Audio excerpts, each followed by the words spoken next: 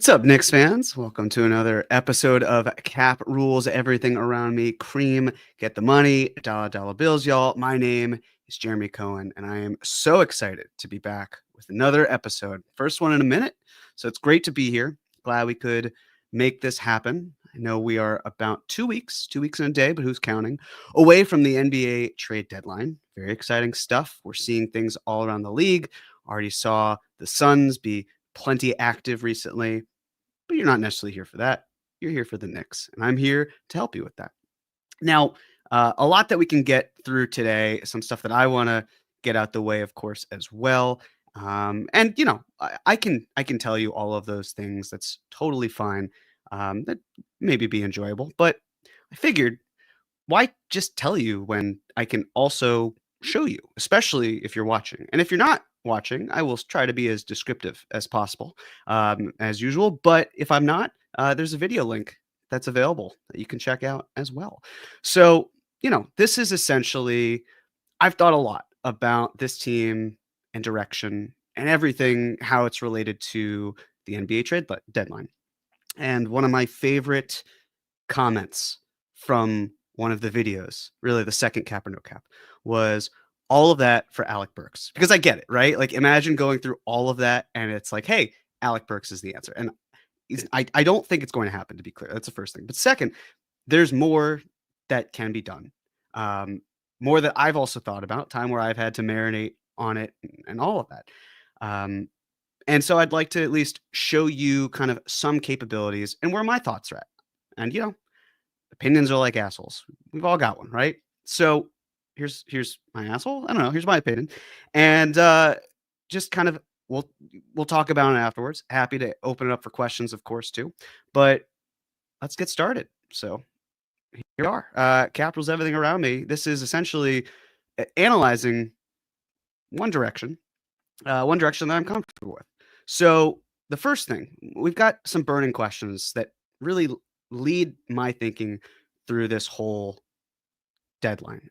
And we've talked about it a bit, but it's pretty much first starting off with, when will Mitchell Robinson return?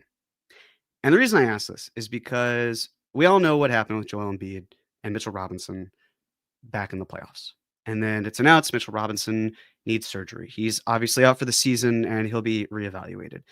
And then we hear, well, it's December, but then it's maybe January. And now it's late January 22nd to be exact. And it's, well, the Knicks don't expect him to be ready before the trade deadline. I'm going to be honest.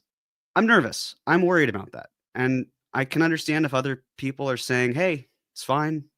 Mitch will be back. He's a great player. Absolutely. I'm not worried about Mitch's talent. I'm worried about the injuries that occurred with Mitch specifically from other players as well. So it's when will Mitchell Robinson return? But it's also, if and when he returns, do you trust him to be healthy? The player who's missed the whole season, who missed a large chunk of last season, who's missed multiple big chunks of multiple seasons, he's now coming back. And in a year where the Knicks are really depending on him and solidifying the defense, there's a lot of pressure I've seen of, hey, Mitch is back, defense back on track. That'd be great. I'd love that. I'm still worried about it. I'm worried that, he can stay healthy, right? Because do you trust him to stay healthy and not get hurt again? It's one thing to be like, hey, he's coming back, ready for it. Great. But then he's got to be in game shape, up to speed, ready to go. And that's my worry. And I don't think that's unfounded in the slightest. And if your optimism is enough where you're able to look past all of this, I respect it. I also just have significant doubts about that. Phenomenal player when healthy. It's the healthy portion. It's always been the healthy portion with Mitch. And so I've kind of thought through, all right, well, if it's not Mitchell Robinson, then what's it going to be? Because it'd be great if he could be here. And he is still here. So maybe it works out. But what if it doesn't? So then you think of, okay, options at center. There's Isaiah Stewart, right? That's more money out, so you need to attach salary with it, with Mitch. That'd be harder to do. I don't know if the Pistons really want this to begin with, but you can't trade Shamet, so you're adding, it's Kolek or it's Dadier or it's Huck Porty. just to make the math work. And at the end of the day, I just don't think that it's going to happen. I don't think the Knicks do that. I don't think the Pistons do that. Marvin Bagley the third, not really an option I'd consider. Robert Williams, talking about injury concern, serviceable backup for sure, but I thought it was also interesting when if you look back at Ime Udoka talking to him saying, essentially just be healthy, we're coming for you, which, whatever. But even still, I don't think that he makes the absolute most sense here. Larry Nance Jr., injured, expiring player, expiring contract. Hopefully he's not expiring as a player. Don't think that's really the fit there. Maxi Kleber exists, but I don't think the Knicks are touching that contract. Chris Boucher doesn't strike me as a center who really fits what the Knicks would want exactly. Goga Batadze, I just don't think the Magic are going to give him up. Good option, was too expensive for the taxpayer mid-level. It doesn't seem like he'd be here in New York. And then Zeke Naji, whose contract I don't think the Knicks would touch with a 10-foot pole. Most teams really aren't interested in it. So within the range of using Mitchell Robinson, and we talked about it before, we could use Mitch for a wing or a forward and then use other salary to get a center. You could do that. But it's also true that sometimes the straightest distance between point A and point B is a straight line. And it gets us to Jonas Valanciunas. And I'll be honest, like I did Dexter Henry's New York Got Game, and I wasn't in favor of a 1-for-1 swap. And I'm still not entirely sold on it either, right? There are things that concern me, and I will certainly get into that. But I just kept thinking about what it is the Knicks like and what they need and what they want. And now this is not a 1-for-1 in terms of like, hey, your defense is totally fine, right? It's not. And let's get into it right now, right? Rebounding, at least. That's a strength. Like Valanciunas, a very good contested offensive rebound player, and he's really good, excellent when it comes to the defensive rebounding percentage too. Screens, he's been a phenomenal player when it comes to screen assists. Last I checked, which I believe was yesterday, ranked 8th out of 276 players in screen assists. That's at least 500 minutes played. Mitch has never been a screen assist guy. He slips screens a lot of the time, which can work, but he usually just rolls right to the basket. Valanciunas is also a higher usage player. That's something that the Knicks had a bit more comfortability with. We see it with Cat, but also we saw a little more with Hartenstein. It's not just a guy who goes to the dunker spot. He's more than that. He actually has a mid-range shot too. He can space the floor just enough where there's a bit of a clearer lane. I don't expect him to take a ton of mid-range, but he can do it. Like the stats, the history, it shows what it does. And he's a willing passer. Passing's been something he's been able to do a lot of. Assist percentage isn't always the best way to analyze that, but it's something that he's been really good at too. The defense, it's bad a lot of the times. Low defensive EPM. Right now, he's in the first percentile defensive EPM. That's terrible. That's really bad. And as you can see on the chart over here that has Darko, the last 200 plus games has been a downward slope. It feels like bloom coming off the rose kind of thing. The question that I have is how much of an impact has being in the wrong situations had on Jonas Valanciunas? Like, I don't think that he is a first percentile level defender. I'm not going to go out and say he's phenomenal. He's not. But I do believe that there have to be contextualized factors here. And he didn't have playoff experience in the past. But from a backup standpoint, it's a completely different situation. Efficiency, he'd been very good at being efficient. It's dwindled in the past. Not really great, but it's kind of pedestrian. It's average. And then lastly, it's the age, right? Like 32 years old. I don't love that either. Not the biggest fan of it. But the thing that I keep going back to, and I'll get to that in a second, just kind of look at what B-Ball Index has for Valanciunas on the defensive side. Some of his defensive numbers are really good when it comes to the interior side. The perimeter defense is harder to track for Valanciunas, but when you're looking at this, I mean, rim protection, he has a B this season, an A- in help defense, an A in post defense, an F in screener mobile defense, and an A in screener rim defense. So there's something there. And of course, when you see the overall shooting talent with the efficiency that's there, it's actually pretty strong. He's a very good finisher. As mentioned, he can rebound the ball really well on the defensive side. There's good stuff there. You don't want him shooting the ball a lot. You probably want him being more of a rebounding player. And again, I understand, okay, If he's not going to be a great defender, what are we doing here? The defense, it's a problem. Totally hear you. Not even disagreeing. The question that I would like to consider is if there's a way to make the Knicks better, should they do it? And I think there is a logical reason of yes, they should. If the Knicks aren't going to beat you defensively, at least out rebound the opposing team. That's a philosophy that I think holds some merit here. Now, there's more to it than just that, right? Because we've talked about health. Availability is the best ability. Jonas Valanciunas played in, I believe, 79 games last year. It's a lot of games. It's done. He has a track record of health. He's been a consistent player in that sense. The magic common number here between Mitchell Robinson and Jonas Valanciunas is the number 0. And you might be wondering, why is it the number 0? Well, it's number 0 for the complete opposite reasons. Because for Jonas Valanciunas, it's the 0 is missed games. And for Mitchell Robinson, the 0 is games played, right? And we could talk about come to playoff time, things are different, changes, but it hits home the point of if a dude can't be healthy, you can't rely on him necessarily. And so when I look at this Knicks team, and I look at this Knicks team as what should be a contender, they're a really fantastic team that needs some upgrades on the back end of their rotation because that's what they can afford. And I keep looking at this, and a main reason, because it, usually comes back to the cap.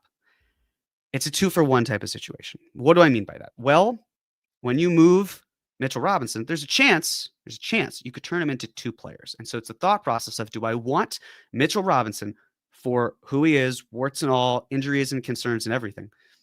Do I want that? Or do I want to find a way to turn his $14 or so million salary slot into 2 players that can impact the game and add a little bit of depth to the rotation?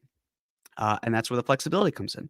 Because when you trade Mitchell Robinson for Jonas Valanciunas, who's earning $9.9 million, you walk away with a $4.4 million TPE. That's really important to keep in mind, which is exactly what we need to do. Because now, if you make that deal, you have $4.95 million in second apron space. Why is that important? Well, you might think, hey, buyout market. You don't need to spend that money on anyone in the buyout market. No one on the buyout market is going to be worth that. You're probably not going to find a player on the buyout market who's actually giving you quality minutes. That's what history tells us. It's often an overrated market. It's really more for deep depth.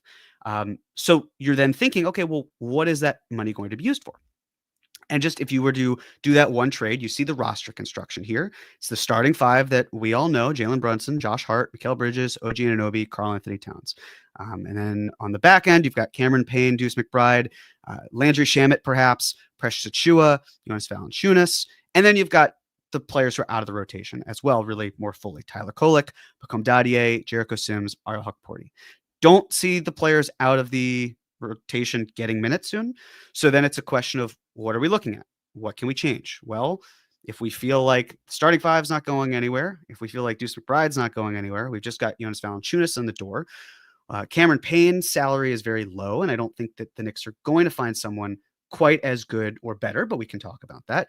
And Landry Shamet, who's very much on the periphery. And then it gets us to the question of Precious Achiuwa.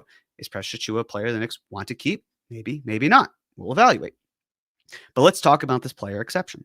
The Knicks can't use the Malachi Flynn traded player exception from last season, but they can use what would now be the newly created Mitchell Robinson traded player exception. As mentioned, it's worth $4.4 million.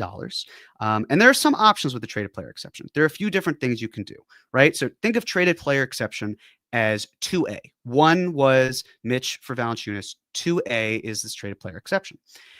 You could take Nickeil Alexander-Walker. You could have Cam Thomas, Jake LaRavia. These are 3 players. I don't even necessarily think that any of them are going to be targets. They could be, right? But I'm a little skeptical. We've talked about Nickeil Alexander-Walker. I don't think the Knicks have enough from an asset portfolio to get him, and then you've got to pay him. Talked about Cam Thomas. That was primarily because I wanted to show what it's like to get a player in the door and then using their salary to your benefit, because with the way the second apron works and salary and all that, the Knicks don't have a ton of guys they can use to have continuous soup here. For those of you who might be new, continuous soup is when you get a player in the door who's maybe earning a little bit less, but then they're set up for more money, or you can move them in a later date because it's harder with all of the salary cap stuff to get that player externally. So you get them in season as opposed to at the end of the season or before the beginning of a new one. And LaRavia is a unrestricted free agent. He would be more of a guy who is 10th man, back of the bench, slots in at that point with the TPE. Could do all those things, not ruling any of them out.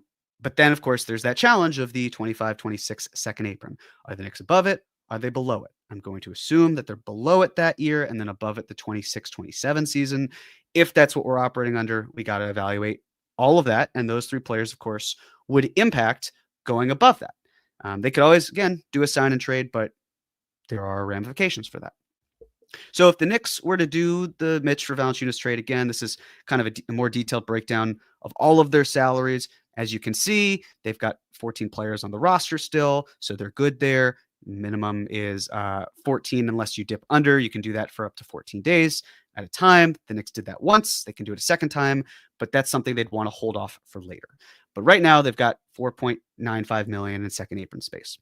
So I also want to talk about how you can aggregate salary in addition to that. So keep the $4.95 million in mind. It's important, but just hang on to it.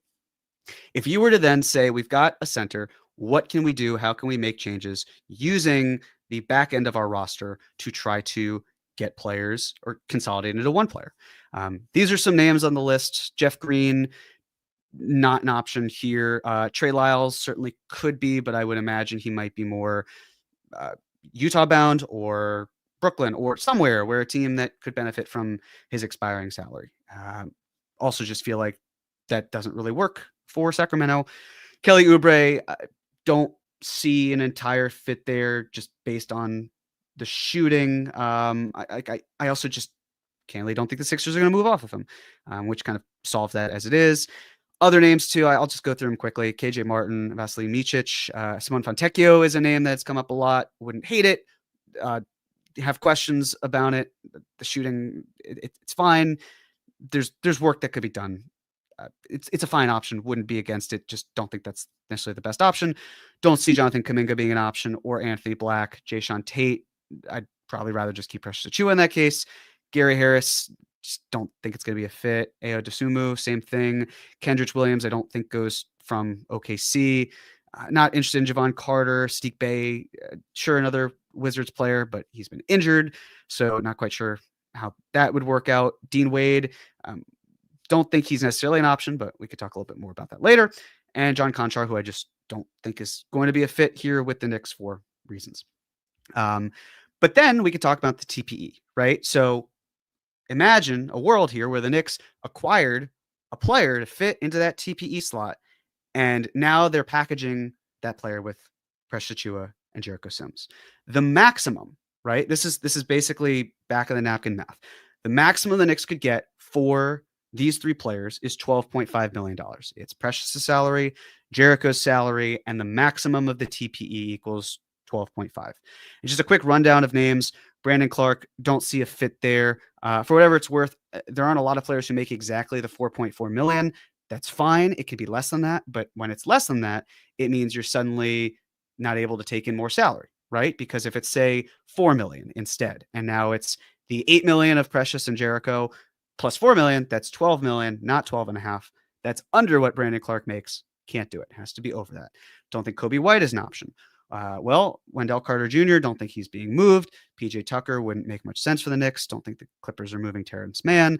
Matisse Thybulle hasn't played all season. Gabe Vincent, Jared Vanderbilt, two players that I don't think would be moved out necessarily for this type of deal.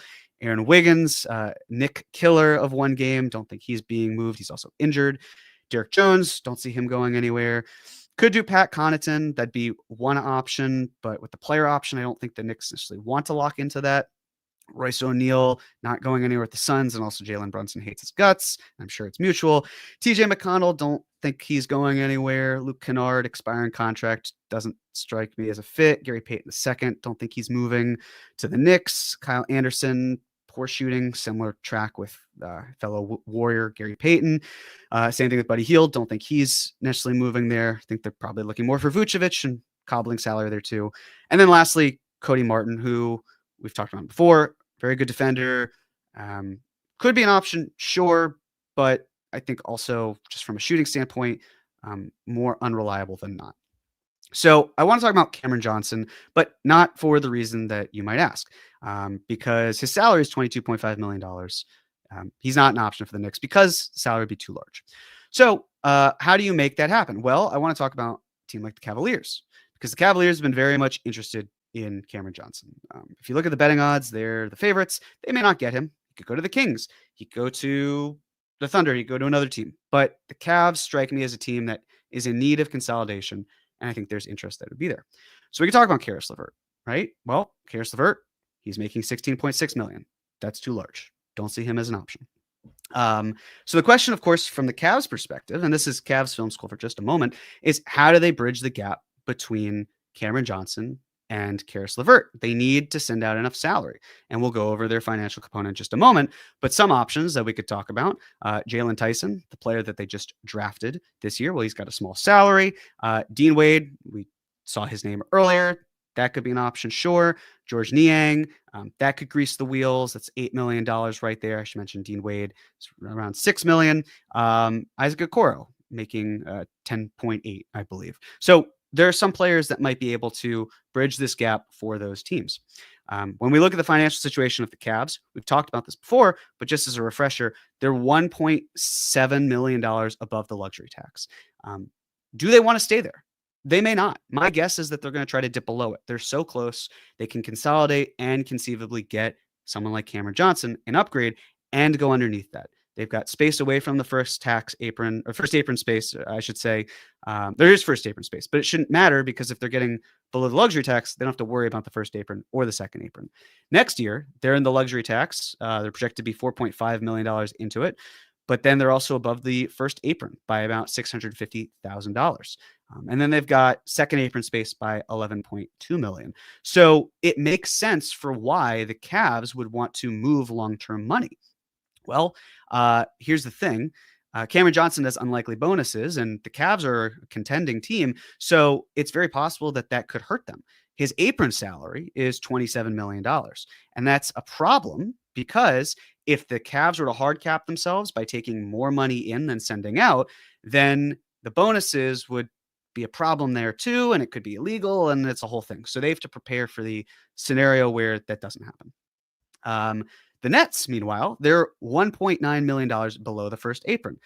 They're hard capped at the first apron. We all know this why, but it's because of Mikal Bridges. The Mikal Bridges trade, more money going to Brooklyn, instantly hard capped them at the first apron. So the Nets are also $677,000 below the luxury tax. They're a bad team. They're not going to want to be above the luxury tax. If anything, they're going to want to dip below it. There might be other moves that they can try to make to offset this. But if I'm Brooklyn, I'm looking at this trade as my last big trade. Could always move Cam Thomas, but from a salary and asset standpoint, this is the dude that I really feel like I need to move right now. And I just don't want to be above the luxury tax. And I don't necessarily want to think about other moves to be made to get me below it. Kind of want to solve that issue right now. So after this, they need to reduce the deal from a financial standpoint. The Cavs, of course, as we just talked about, we need to move Okoro instead of Wade to find this whole thing of the Cavs send out more money, but the Nets don't send out a ton of money. It's a whole balancing act. They could move Niang, they could move Okoro, but the Nets, of course, can't accept LeVert, and they can't accept LeVert and one of Okoro or Niang because then they'd go above the hard cap. Well, that's where a 3-team deal could come into play. This is just talking about players, just evaluating them. And the question I have here is, as I'm watching this going on, can the Knicks jump in to help facilitate a deal with the Cavs and the Nets where they would take Okoro? He's earning $10.18 million, as mentioned. Achua and Sims are earning $8 million. So if they were just doing this because Mitch is already out the door in this scenario, that's a gulf of $2 million. The Knicks can't make that happen. But then there's something they could do here, which is that the Knicks could use their $4.4 million TPE to absorb another salary. Yes, they could use this, as mentioned, because when it's a new TPE in this season, they can facilitate the salary that way. So it benefits them. So what does that mean? Well, it means that you could do Mitchell Robinson for Jonas Valanciunas and Patrick Baldwin, right? But, of course, there's going to be a catch. Baldwin, he's earning $2.4 million. And you're probably thinking, What's the catch? Because all I see is Mitchell Robinson and 2 players. That should work. And financially, it does. It absolutely does. The Knicks could do Jonas Valanciunas and Patrick Baldwin for Mitchell Robinson. No problem there. But I want to walk you through something that's a little bit tricky, and it's very much a cap minutia CBA thing, but you should know what it is because you should know. Now, option 1, right? You do the trade exactly as it looks like. It's Mitchell Robinson for Jonas Valanciunas and Patrick Baldwin Jr. You could do that. But when you do that, you can't aggregate Baldwin. You're not allowed because the two came together. And the whole goal here is adding Baldwin, or his salary as an example, to Achua and to Sims, but you can't do it as constructed here. So what you have to do is you got to break up the trade. You got to break it up into 2. So it means Mitchell Robinson for Jonas Valanciunas. That's one trade. It generates a $4.4 million TPE, and then you trade Patrick Baldwin for, in this case, a second-round pick, right? You need to send something out. Patrick Baldwin's value isn't a second-round pick. That's where the Valanciunas thing comes into play. I also don't want to get super bogged down on this presentation in the value of Mitch Valanciunas. We can talk about it a little bit later, but just want to go through the cold, hard numbers here. So essentially, now you can aggregate Baldwin Jr. because he was acquired in a separate trade. So now we've got a little bit more spending power if we need it, which, if this were the case, we do. So let's look at Isaac Okoro very quickly, right? He's been an efficient player. He has quality EPM. He's more high floor offense and grades out very well on defense. This year, a little less so, but the last 2 years, it's been excellent. He's a decent catch and shoot player. Doesn't take a ton of threes per 100 possessions. 6.8. It's a career high for him this year. He has no mid-range game and he doesn't finish. So that's a bit of a problem. And I could absolutely see the Knicks saying that's not someone that we want, considering we're great at the rim, in mid-range, and at the 3. And his interior defense does need some work. I know I mentioned some good defensive EPM, but there is some work on the defensive side. And I've always wondered, is he a trade candidate? We talked a little bit about him in the offseason of getting him, right? But the thing about Isaac Okoro is that it was very hard to acquire him if you're any other team because it's a sign and trade. And if it's a sign and trade, you're automatically going to be hard capped at the first apron when you receive him. Or if he were to have been signed and trade into a non-taxpayer mid-level exception, same thing, hard cap at the first apron. And I've always been perplexed at the Cavs because it took them so long to come to a deal. I think they agreed in August. And it felt to me sort of like hey, let's get you paid. Let's wait. Come deadline time, we'll move your salary because then there are no restrictions. Seems like it would work out for all parties. That's how I have viewed it. And I'm not even saying it's going to be Okoro to the Knicks, but I would not be surprised, especially as he's like the 8th or 9th man in Cleveland, if he gets the heave-ho and goes somewhere. Now, when you look at his B-ball index page, it doesn't grade out very well. Like, I will fully admit, there are some concerns that I have. He is not a perfect player. That's also why I think he's quote-unquote available right now. This is someone who, not a rim protector. He's not great on help defense this year. His post defense has been pretty bad too. Hasn't been good. Again, this is all interior though. He's really more of the taking on the tougher assignments for perimeter players. But last year, similar effect. Interior defense was not good. Not what he's asked to do. And so here, well, before I get into the trade, I'll just say this. The way that I view it here is consolidating various factors to get you guys who you can play so you don't tire out your starting 5. That's a priority. And it's essentially saying, okay, maybe a Valanciunas isn't going to be the guy to help you defensively, even though there's some interior defense that he does well. Perhaps you can shore up your defense and give your other players some rest as you go into the regular or the end of the season with someone like Okoro. So essentially, if you were to do this, it's the Cavs receiving Cameron Johnson and Patrick Baldwin, the Nets receiving Karis LeVert, Precious Achiuwa, Jericho Sims, the Knicks receiving Isaac Okoro. I would imagine the Nets could flip LeVert if they wanted to. They could also hang on to him and sign and trade him in the offseason to help them with any salary if they needed to, but they'll have a lot of cap space. But this works, right? Well, not quite. Well, we get to the numbers of the Cavs impact. They save $1.8 million, $1.9 million. The Nets, they take on $2.2 million. And the Knicks, they save $355,000. Doesn't work. As mentioned, this hurts the Nets because now they're going over that first apron, which they cannot do. So then we could talk about, hey, remember those 2 deals? Well, imagine it's a semicolon, 2 sentences that can't exist on their own, maybe there's a way to bridge the gap. So then it's thought of, could you do Jonas Valanciunas and Patrick Baldwin and for Mitchell Robinson while also bridging Cameron Johnson? I guess here it says Patrick Baldwin Jr. Nets getting Karis LeVert and Preston Chua, and the Knicks getting Isaac Okoro, right? Like that's essentially the math that we're saying here. It could work, but there's also probably a shorter way of going about this, which is not including the TPE. So why did I bring the TPE up? Well, I brought it up primarily because I feel like people should know about it, because it's something that could be helpful. This is a new CBA, a lot of math that goes into this component. But if we can combine these in some way, there's a way to just cut out Patrick Baldwin Jr. entirely. And that is a merge of these two deals. And I am usually loath to do 5-team deals. I usually hate them because it just seems like it's ridiculous. But this to me is two teams or two trades coming together because they can't exist on their own, but they're so close. And then you loop in one other team for salary.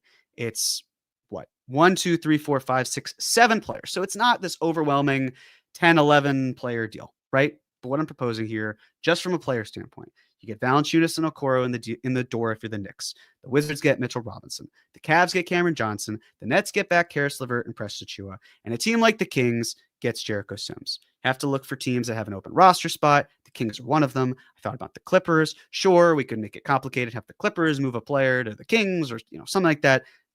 I'm trying to make this as easy as possible, and it's already not easy.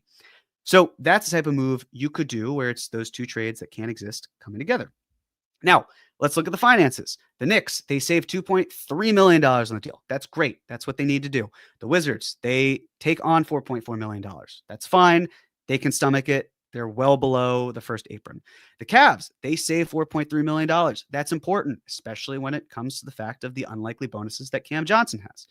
The Nets, they save they save $115,000 here. It might actually be that they take it on, and this could be a misprint. Either way, the bottom line that you should know here is that the Nets are still under the tax line after this deal. So financially, works for them too. And the Kings, they can stomach this. They've got enough room. They waived Orlando Robinson. He's with the Raptors right this moment, so that the Kings can take on that type of deal. So this financially for all 5 teams works. They could all get something that they want. Is this going to happen? Probably not. I highly doubt it will. But again, this isn't about predictions. This is just about where you go if you're going from, hey, this is where we're at with Mitchell Robinson, and what does it look like in other ways? Really quickly, I want to talk about Achua versus Okoro, because something that's going to come up is, well, the Knicks are moving one player for another. What does that mean? Well, what you lose in size, because Achua, larger player, you at least gain in shooting and efficiency. Okoro, highly efficient, especially compared to Achua. A really good corner 3 shooter. Precious has made some nice shots from the corner. Did so last night. I was hollering at the Barclays Center. That was great. But it's not a consistent thing. How often are you playing Achua when you have Cat and Valanciunas? Not suggesting the Knicks play Cat and Valanciunas together. I think defensively that could be a bit of a wreck, but it's all about allocation of assets. Of course, if a player got hurt, hopefully OG Anunoby doesn't get hurt. You wonder, well, how are they going to mitigate that? The Knicks haven't really had a problem playing small. They just kind of want talent, and talent that Thibodeau trusts. But then the question here is 2025 unrestricted free agent in Precious Achua versus a cost-controlled player in Isaac Okoro. And that's an important factor because, well, essentially what you're saying is we could bring Achua back at the end of the season if he's here. Great. But also, if you wanted to trade him away, you'd sign and trade him. If you signed and trade him away, you'd be hard capped at the second apron. Whereas if you have Okoro, you're continuous souping him here. So you don't get hard capped by having his contract on the books next season. So that's something to consider. So, okay. Said a lot. We're almost there. I promise you. Hopefully you're with me through this crazy half-baked journey. Let's talk about the finances. So as you can see here with the players that the Knicks have on the roster, they'd have $2.8 million, $2.9 million in second apron space. We're done, right? Wrong. We're not done for 2 reasons. Reason number 1, there are 13 players here.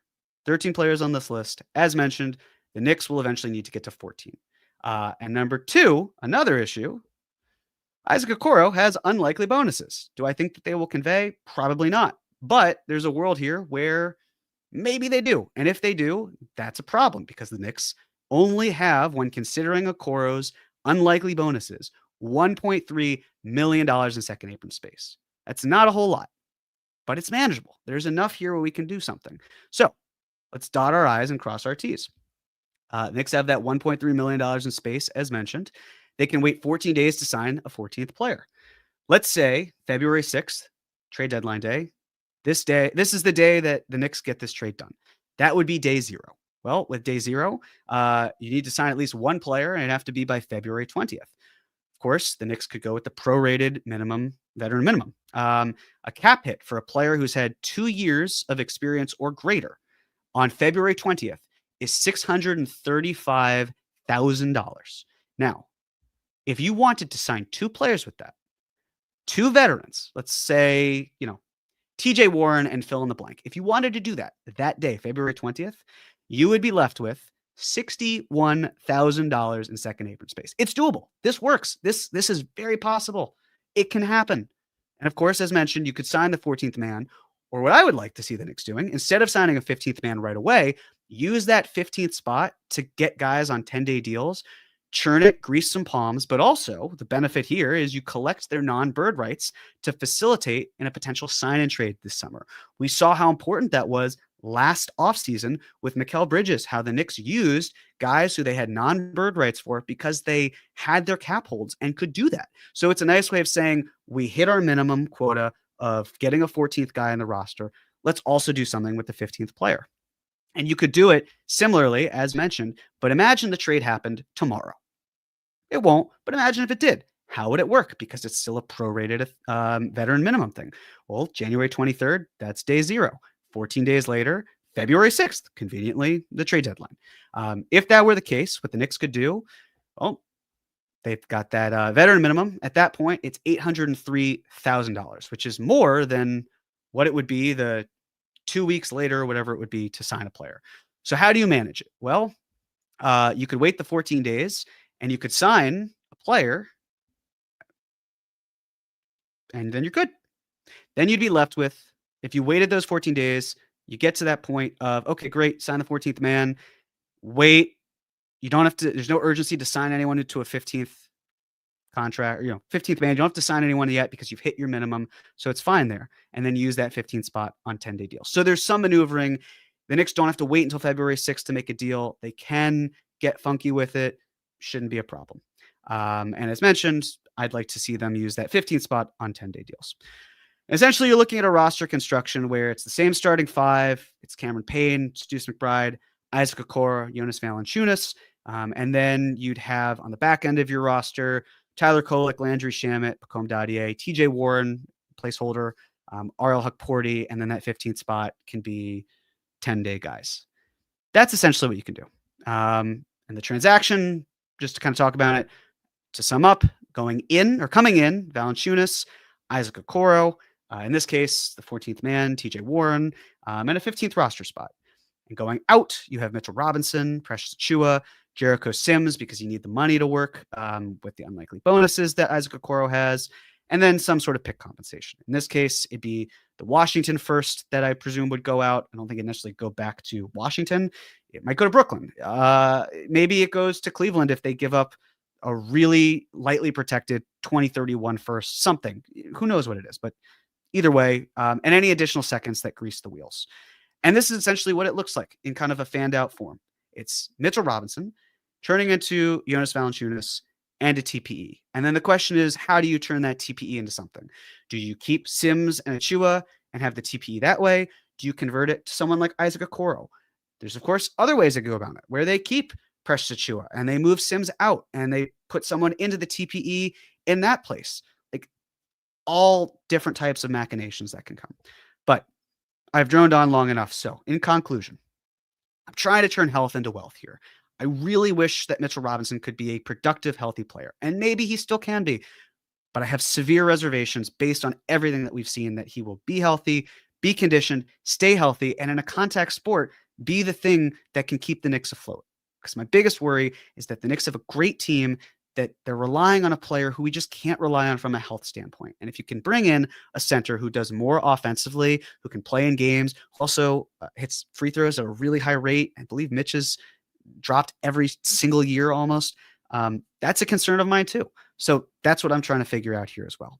Trying to improve the team while remaining under the second apron and filling out the roster, which the CBA, it's now on hard mode, right? Before it was on maybe easy to medium. Now it's on hard mode. The barrier for entry is really tough. And lastly, trying to better position the team to have players under contract, trying to get guys, continuous souping them so that when you need to use salary in the offseason, there's a much easier way of doing it than perhaps going about it with other players that might muck things up for you. So with that, I will leave it there. I'll still keep monologuing, but I'm happy to take questions. We can go from there. I can't believe I have talked for as long as I have. I'm so sorry, but we have 7 super chats, Andrew says, so let's get it started. Dirty Dancer, TPE locks us first apron, I thought. No, the TPE from a previous season locks the Knicks at the first apron. So that Malachi Flynn one, that would be a problem. But a brand new TPE, that's fine. That's okay. You created a new one in season. You can do it. All good. From Busy, thank you for the super chat contribution. What will our salary cap situation this offseason if no moves are made? How much cap space will we have under the second apron? I'll pull that up for you, Busy. But basically, we've talked a little bit about this before, but just as I bring it up right now, the Knicks would have $11.5 million in second apron space. And essentially, I have them as only having Cat, OG, Brunson, Mitch, Deuce, Kolek, and Dadier, and Hakporti all on the roster. So that's 4, 5, 6, 7, 8, 9, 10 players. Then you've got the 2 roster charges that come into play. That's 11.5. Now, of course, they could still bring back Precious Achiuwa, but just if we were to take away all of the players who are unrestricted free agents, it's $11.5 million in space. That's enough to use a non-taxpayer mid-level, but then it gets close. So it's an option, but there are ramifications there. And Busy again. Some assholes are bigger than others, and like the assholes, so are the opinions. Let's make sure we are using ours for good, not bad. You know me, always going to try to use mine for good, but appreciate it. Thank you, man. Alan, appreciate your super chat contribution. Jonas has been a bad defender in Washington and Memphis. In Toronto, it's not context. Leaders can have him. I mean, again, Alan, we happy to have the conversation. Yeah, there are blemishes, but there are also good things that are there too. And I'm not saying he's a stout defender, but I will ask you, because you can say it doesn't have to be binary. It doesn't have to be Mitch or Valanciunas. And I would agree with you. But we could go through the list of other centers, and it's problematic. Okay, so it brings us back to Mitch. If Mitch isn't healthy at the end of the season, Alan, I want to ask you, if knowing what we know and the track record of health that Mitch has had, if the Knicks cannot get where they are at because Mitch is not healthy, what are we going to say, Alan? Where are we at? Because I can tell you, I personally don't want us to look back and be like, I know that Jonas Valanciunas isn't going to be the key to unlocking the defense, but I know he's going to do an incredible job on the defensive rebounding, which will, in theory, and hopefully in reality, if this were the case, help the Knicks to get the ball back and create on offense, which he's also very good at. He's a good offensive player. I totally understand why looking at him and saying defensively, I'm fully out. I get it, but there are some good things here. And I am not making a one-to-one comparison. I want to say this up front. I have been aggregated just this week alone, and I don't want that to happen again. But we often look at players at what they don't have. And how many times do we also look at players for what they do have? And I would love nothing more than for the Knicks to have a balanced, elite offense and a very good, at worst, defense. I would love that. That's great. I was very interested in Nick Richards, who can do some things on defense very well. But there's also something to be said of leaning into your strengths and finding ways to mitigate where you're bad. And I will also point out that in all these places you listed, Alan, in Washington, in Memphis, in Toronto, talk about context. I'd also like to talk about the context, which is we've seen other players not thrive in those locations and come to New York, and Tibbs says, here's your role. I want you to buy into this role. Does it automatically make Valanciunas a good defender? No. But I think that knowing how Tibbs likes his players and how players can buy into it, saying this is your role. This is what I need you to do. That the player, and the Knicks have certainly done their research. We know Leon Rose knows Valanciunas very well. That would be the sort of thought process of, Jonas, this is what I need from you. And Jonas Valanciunas recognizing that's what he needs. As simple as that. And if you don't go the Okoro route and you have Precious Achiuwa there instead, I wouldn't play Precious Achiuwa and Jonas Valanciunas together. I think that'd be a spacing disaster. With that said, if something's not working, there's a versatility here, right? So totally fine not going after Okoro. That was really, it could be an example. I like him, but it's really more of the, hey, here's what you could do with the TPE. Being able to say, okay, it's not working on offense with Valanciunas. We're getting hunted on defense every single time. A team like the Celtics is just blitzing Valanciunas. He's unplayable. We've got Precious there. We know what Precious and Cat, how well they've played together. So I'm all for versatility and options. But again, offense, it's been great. You could still use that rebounding no matter it's offense or defense. You could still, especially on the offensive side, use Valanciunas to the best of your advantage. And if Mitchell Robinson is not playing or if he can't be relied on, we've got a really big problem that I just feel like a lot of Knicks fans have swept under the rug. And I understand why, because we love Mitch, but damn it, if he's hurt and he can't play, then what's it all for? Like the Knicks aren't in the business of being able to sit and wait on seasons. They made their big move. They got to keep going for it. I don't want us to be sitting here in May or June being like, well, if only Mitchell Robinson were healthy. I don't think any of us wants to do that. Hopefully he's healthy, but sometimes perfect is the enemy of good. But Alan, I appreciate the super chat and your thoughts. So thank you very much. Black Adam, thank you for the super chat contribution. If the Nets waive Ben Simmons, can the Knicks claim him? Knicks can use his size and defense. No, they cannot. Ben Simmons is earning like $40 million. He's earning more than the non-taxpayer mid-level exception, which is around $12 million. Right now, the rule is that I believe it's above the first apron. Teams can't sign a player earning above the non-taxpayer. So Bruce Brown's not going to get bought out, but or at least I don't think he will. But if he were, that's another player the Knicks couldn't go after. So anyone earning over the mid-level exception, specifically the non-taxpayer, they're just not options. It's a non-starter. But appreciate it, Black Adam. Thank you. Juanon, thank you for the super chat contribution. Non-Knicks question. Thoughts on Memphis being a buy low destination for Randall? Smart and Clark work. I want to see him succeed. Tough to watch him be 2021 Randall in Minnesota right now. # fire Tibbs. I feel like I don't love the fit for the Grizzlies. Personally, I just feel like also the Timberwolves, to me, maybe they try to get into the second apron. It's going to be really tough to do. There could be some crazy cap maneuvering.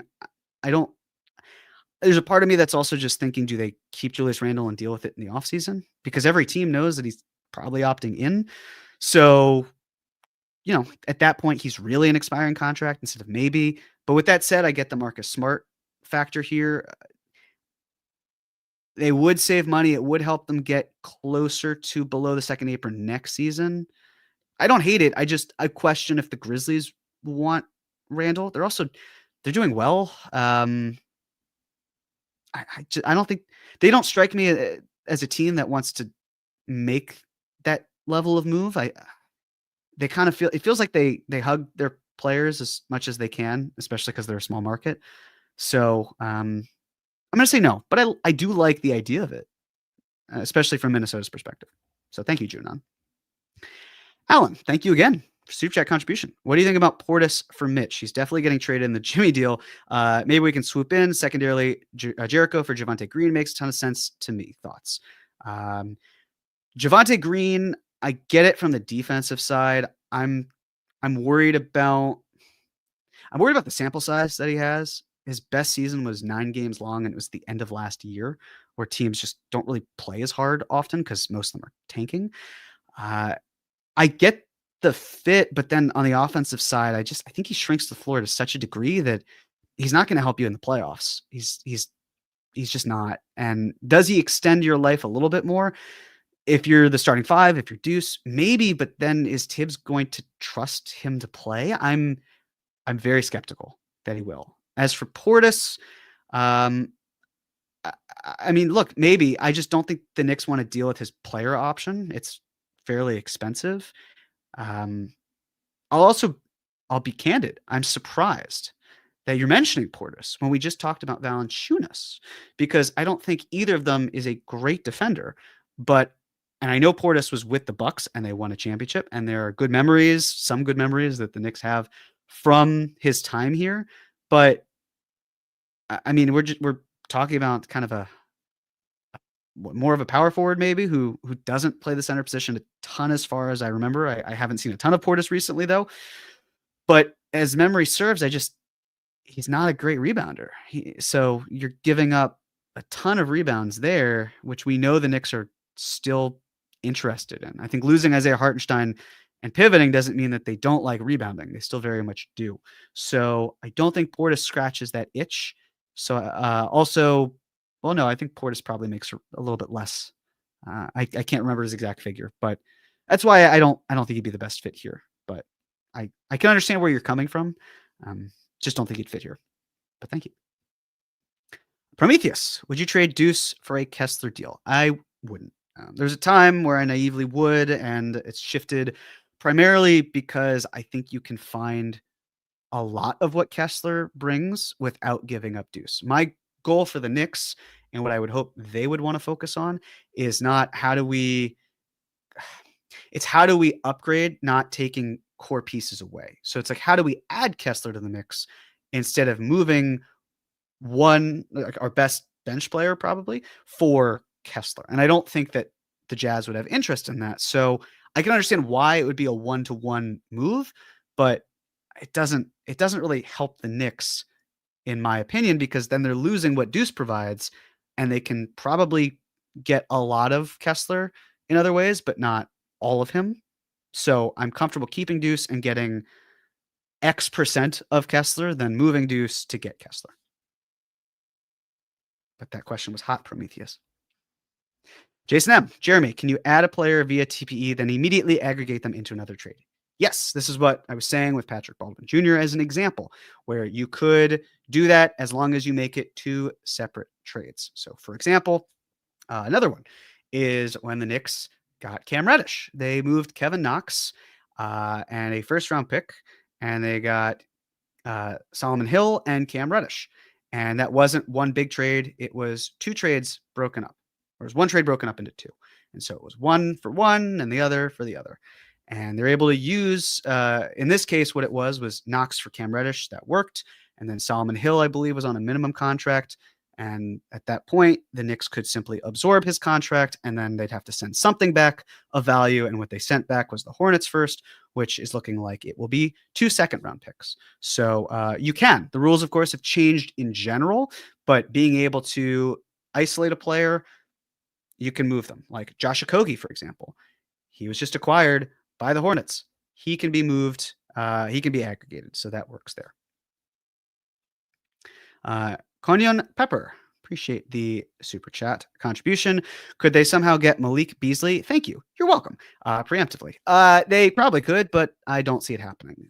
Funnily enough, Precious Achua and Malik Beasley, it's a one-to-one move. Each is earning $6 million. Doesn't get any cleaner than that. With that said, if I'm the Pistons, I'm trying to win games.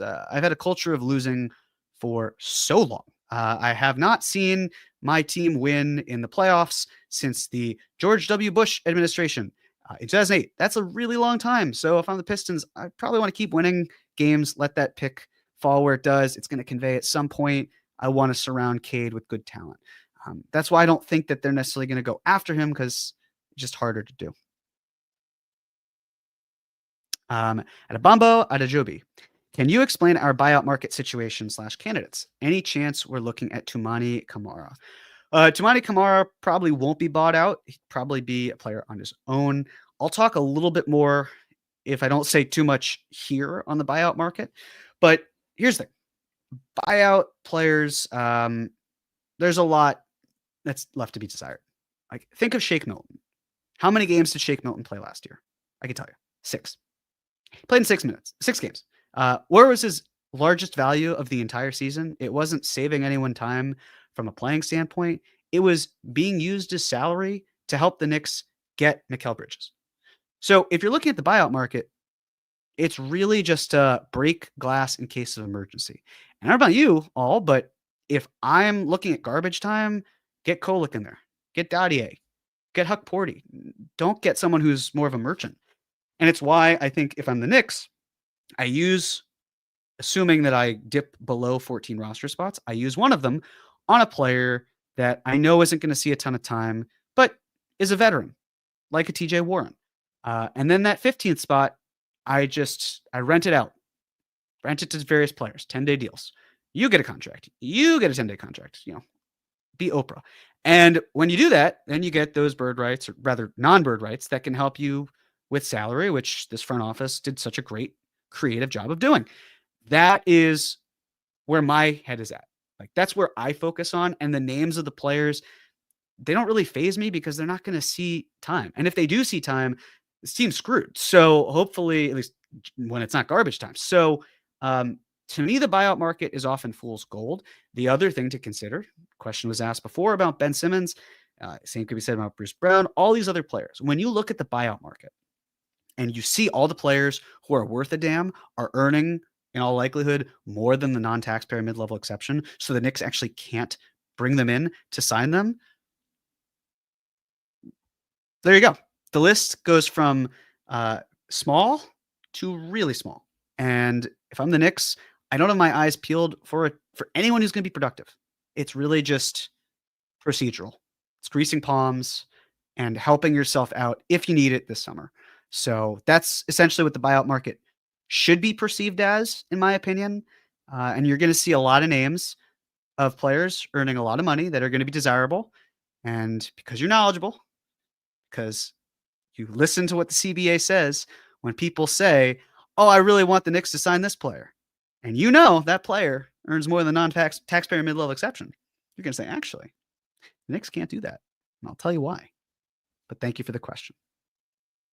Prometheus, once again, percentage Dante DiVincenzo ends up the Knicks again next season. I'll say decent, sure. And that's kind of what the Okoro path can help you with. You've got pretty close salary to what DiVincenzo makes. If you needed to get there, you could do it. So do I think it's definite? No, I don't. Do I think it's possible? Sure. Like, the Knicks, he's a really talented player. And there's going to be a question for the Timberwolves, which is why they're a team that I am very fascinated by. So I liked Alan's question, or it might have been Alan. Actually, I don't think it was Alan. Apologies. Whoever asked about, Jonas asked about the Grizzlies and Julius Randle. When I see Julius Randle, how does he impact the Timberwolves? We talked about Nickeil Alexander-Walker. As things stand financially, they really are in a tough spot of they can pretty much, without severe penalties, sign Nickeil Alexander-Walker or Naz Reid. They can't sign both and be below the second apron without making other moves. That's what I'm curious about for them. Things could also change this summer, but Knicks fans, keep a close eye on that too.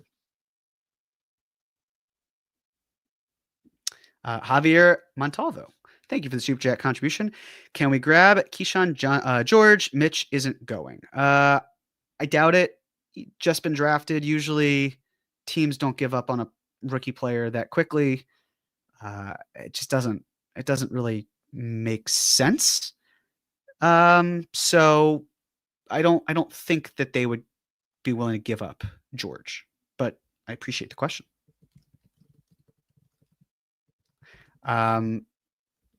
Here we go. I guess that was the last one. If there's anything else, I'm happy to pitch in here, but other than that, thank you all. Appreciate it. Appreciate you sticking around. Appreciate you listening to my long monologue on various cap minutia.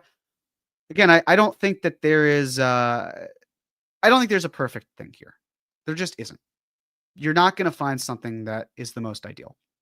And I'm just Hold on. Hi, Jeremy. How are you? I'm good. How are you? I'm good. So, are you serious about like you can go a little longer? That's what someone might have said. Yep. Okay. Then once you said that, a couple questions came in. So Okay, we are let's do going it. to do a KFS first and take down the thank you banner. And we'll keep the party going. Okay. More cream, everybody. I'm not going to say no thank you, but I will say thank you later. Dirty Dancer. When our 2032 pick unlocks, would you consider a Phoenix-like trade for multiple lesser than picks? It's a great question. I saw the trade yesterday and my jaw dropped because I couldn't believe how both creative and stupid it is. Why do I think it's creative and stupid? It's creative because you only have so many assets at your disposal. And so when you're a team like the Suns, great. That's like good for you. You're taking the one pristine asset you have and you're finding a way to work on your plan. I think their plan is really stupid, is the thing. I don't love Jimmy Butler for them. And maybe I look like an idiot. Wouldn't be the first time, and it certainly won't be the last. But the thing about that trade is it's like, okay, so now you're really all in. And it makes sense because they have to be all in. They've got Kevin Durant, they've got Devin Booker. But I don't look at them and say, yeah, you know what, they're a Jimmy Butler away. And this is a stars league, 100%. I think that they retooled really nicely with Nick Richards, saved some money there too. Someone made a comment that it feels like a kid got a credit card for the first time. That was a really funny tweet. If I'm the Knicks, like it's a creative way. What I actually preferred, um, I prefer what the Timberwolves did this past summer, which was trading their 2031 pick for Rob Dillingham. Because the other thing too, I know that you're exchanging quality for quantity, and it works. Your mileage may vary for that team, but especially with the financial situation as it is, and rookies, it's tough. You know, you never know what a young player is going to be. But when you're that strapped for assets, I think it's a great call. Like you're replenishing. That's how you're able to then get the next phase of talent. Because if the Knicks were to do that, like, sure, the only issue here is they've hit on later picks. So then the question is, why are you moving your 7-year pick in the future to get a pick this early on? I get that, but also doesn't mean that they can't find a good player in the draft. The draft is a crapshoot. I don't like it for Phoenix. With that said, I'd have to see what it's like for where the Knicks are at, because when that 2032 pick gets unlocked, it's not after this season, it's after next season, and a lot can change. There are so many things. The state of this team could be completely different. So for the Suns, creative, but don't like it because I just don't think Jimmy Butler is the best path forward for them. But I don't think it's the worst plan in the world, depending on what your situation is. So it could work for the Knicks. They could also do it like the Timberwolves did, but I just don't like it for Phoenix. Sire Love, Precious, Robinson, Hart, and picks for Zion. I'm going to assume the math works. I mean, it's a no for me. Best ability is availability. It's what I will still stand on. Fully understanding that Zion is a phenomenal player when healthy. Fully understanding the talent. Fit is a little suspect. You can stomach it. But Josh Hart's also hitting shots, and that's a key reason why it's working offensively. I still question Zion's game, his outside game. Look, I wouldn't. Call me crazy. I wouldn't do it. I also don't think that the Pelicans would do it. I feel like if I'm the Pelicans, I call up the Nets this offseason, especially if they don't move Brandon Ingram, for example, and they could sign and trade him later, and they've had it with Zion if that's the case. They could do that. The Nets have excess picks. I'm sure they'd like to consolidate in some manner. I expect that they will, but I just don't think the Knicks are the ones who are getting Zion. I believe that ship sailed on a dreary, warm night in May of 2019. Adebembo Ajobi, once again. We're going to KF's overtime. Yes, we are. Rank rim protection, bench scoring, 3-point shooting as priorities for Leon Rose. Oh, man. Like, all of them? I'd say 3-point shooting has to be number one. It has to be. Because when you look at what the Knicks are comfortable with, especially with Cat and Drop, they're cool with him not being the best player because they know how good the offense is. It's a star-driven league. It's important to them. But rim protection is important too. It's not like they don't want it. It's why they can have, I mean, it's why Sims is here. It's why Huck Porty, I imagine they see him as being good. I know Valanciunas flies in the face of that a little bit, but again, there's some stuff defensively that he can do well when it comes to protecting the rim, which is why I think we're even considering him as an option. Bench scoring is clearly the least important. I think it's important though, right? Because let's talk about bench scoring. What does Sims not do? What does Precious not do? What does Valanciunas do? What does Mitchell Robinson not do? It's score. I mean, just the other night, I don't want to be a points rebounds guy, but Valanciunas can put the ball in the basket. He can score. And I see a Knicks team that is number one in with their starters in points per game and 30th. Only 30 teams. 30th in scoring with their bench. So they could use some sort of boost. And that's another thing with Mitch. Okay, you get him back. Great. Your defense, probably going to help. But then if he gets hurt, what happens to your defense? You also don't have other scoring off the bench that can help you. That's the thing. That's where I come back to. And I look at Valanciunas as a guy who can, he's not going to shoot threes. He can protect the rim a little bit, right? There's some stuff that he can do that's good. And he can score. So if you're already great as a 3-point shooting team and you don't want all of your centers to be spacing the floor, because my philosophy, or what I imagine the Knicks want, right, is you got Cat and you can mix and match with a player like Precious. In theory, you could get someone like Mitch next to him too. But you're still getting that 3-point shot diet. That's important. And another thing that I wanted to mention about the Valanciunas track that could work with Huck Porty. Valanciunas earning $9.9 million. He's earning a little bit more than $10 million next year. Huck Porty is on a rookie contract. He's earning a little over $1 million this year, and he's earning a little under $2 million next year. You got then a third year of Valanciunas, the final year. In that final year, here's what you could do. You could have him as expiring salary, and you could sign Huck Porty for fairly cheap because he's been your 3C. So imagine a world, and I'm pro getting guys paid in general, but imagine a world from the Knicks perspective when they're pressed up against an apron where you're saying, hey, here's what we're going to do. Huck Porty, we're going to sign you to a second contract. And it's going to be, a Nick Richards type contract. I'm talking like $5 or $6 million for 3 years. That's $5 or $6 million per year. And then you take Valanciunas and then you move him and his money, his salary slot, for something else that can help you elsewhere on the roster. And ideally, it's now Huck Porty is your second center.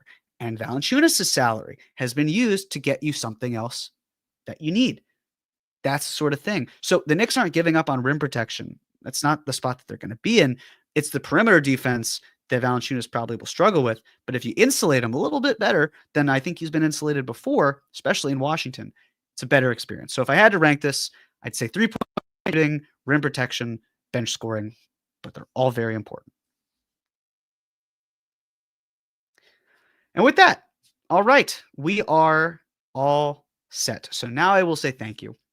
Appreciate everyone sticking around, especially as we went into KFS overtime. If you liked what you heard and you're not subscribed, subscribe.